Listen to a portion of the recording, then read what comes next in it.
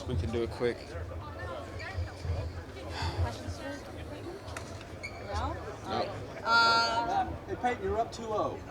Good or bad?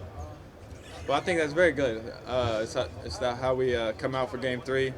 Got to be the more desperate team, and I think if we take care of business and like really come out with the purpose, we'll be all right. The home crowd's gonna be loud.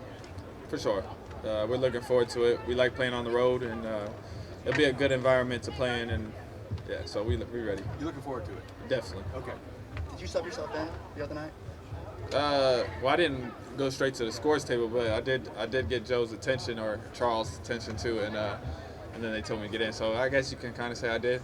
I mean, you want that shot, right? Like, in those moments. For sure. I think, I think I've earned that right a little bit to show that I'm willing to take those shots, even if they were very difficult.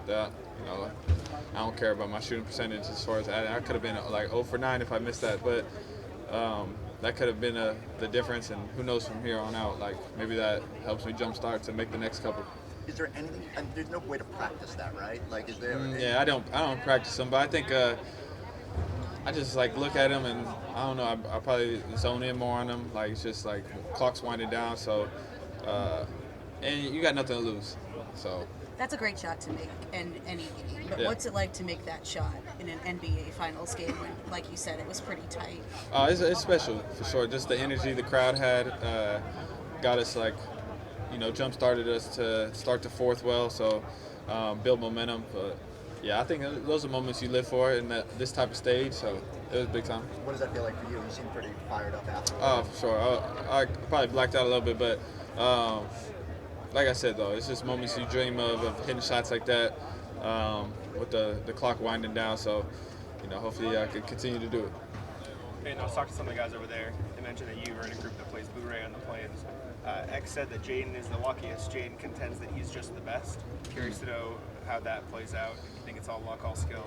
I would probably say I'm the best because I'm the most consistent with my winnings. So how I play. Certain guys take chances. Certain guys are bad gamblers, in my opinion. Anybody you'd Nah, like I'm to... not throwing names, but I know that I'm sitting pretty good right now. Okay. And then Sam also mentioned, and I think Drew talked about it too, that you guys, a lot of people watch House of Dragon. Sam mentioned y'all watch Yellowstone. Are those the two main shows that a bunch of you guys watch, or Yeah, Al's in the middle of watching Game of Thrones right now, so a lot of us have seen that. I just rewatched Yellowstone with my fiance, my brother, for like the third time. So I went through it and watched that all. So I love that show. But yeah. Has he gone to the Red Wedding yet? Al? Yeah. I don't. He just got to the part where Jon Snow died for the first time. Got stabbed. Payton, lots of Chinese fans know you by the dribbling from the garage. Can you talk about the story about that? Just like how it started. Yeah. It's just we were in the middle of COVID, and I really had nothing to do, so I was dribbling out every day anyways, jump roping, stuff like that. And then we decided to just film it one day, not thinking anything of it, and then it just went viral. People liked the handle, and but it's something I could have done a long time ago if it would have went viral like that, because I've been able to do that for a long time. Thank you. Payton, something that Joe has done that sounded weird at first, but actually ended up being smart.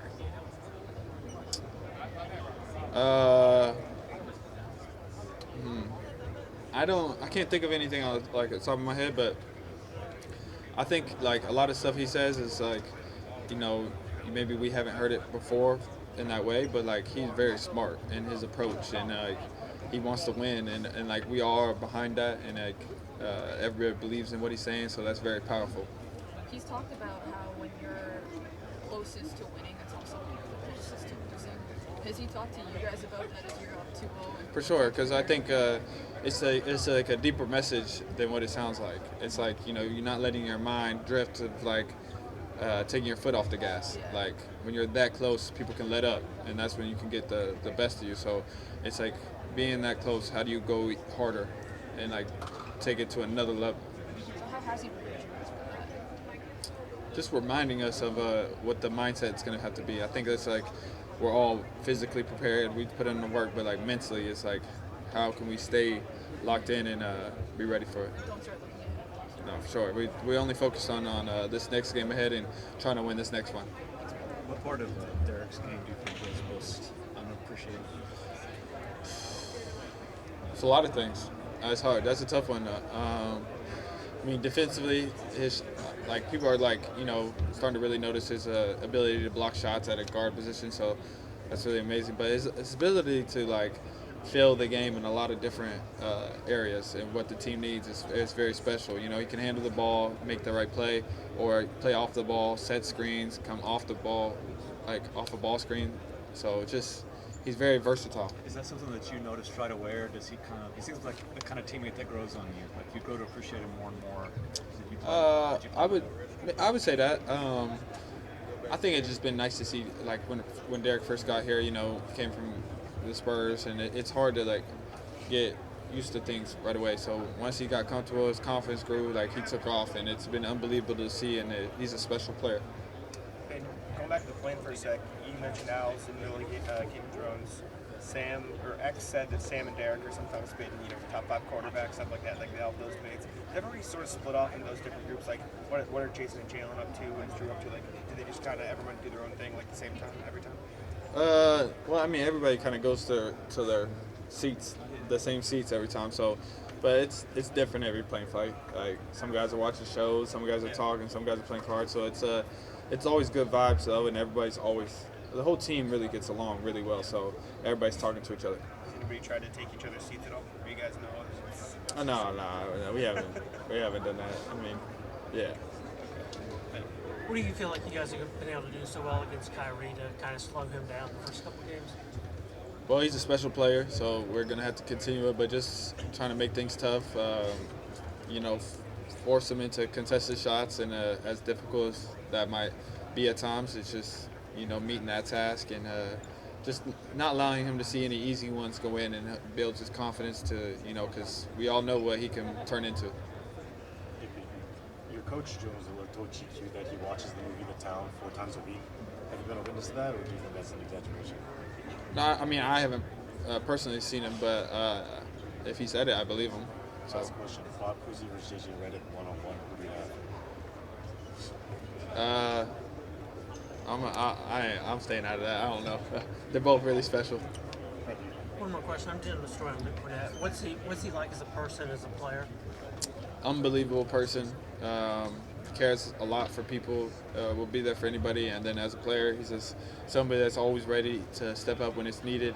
Gonna do all the little things, and just an unbelievable teammate. All right, appreciate it. Good Thank luck you. tomorrow. We're good. Thank you. Thank you. My good friend is the track coach at Westland. Oh, really? That's your school, right? Okay. So do me a favor. I'm gonna ask you a question. Yeah. You say I've been around a lot of great coaches in my day. I've seen a lot of stuff, but I think the best coach I've ever seen is Brian McElroy. Okay. All right, the Westland girls track coach. I'll tee you